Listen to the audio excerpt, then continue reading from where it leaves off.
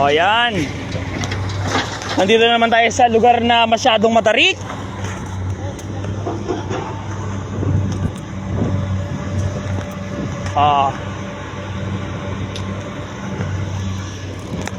Dito nga pala, itong mga to ay ginagamitan to ng BM or ng mga dynamite. Pinapasabugan pa to. Ayan. Dito tayo ngayon sa bundok. Nag-NPA na naman tayo. Nag-NPA na naman tayo. NPA. Nag-no permanent address na naman tayo. At tayo ay babiyahe.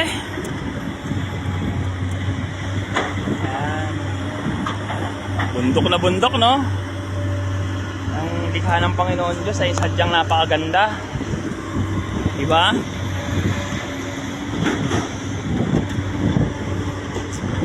Ayan.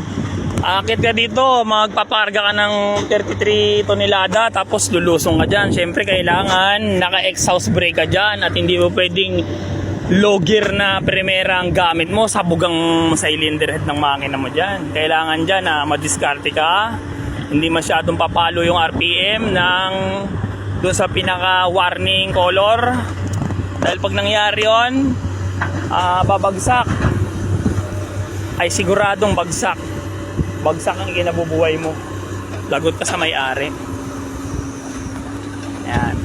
Yan ang mga pagdadrive ng mga heavy truck. Malayong malayo sa mga pagmamaneho lang ng mga magagaang lang ang pangarga. Kaya hindi totoo na lahat ng truck ay pare-parehas, magkakaiba. Yan nga po pala. Popost ko na naman to dun sa isa kong account na marami akong mga likers at viewers.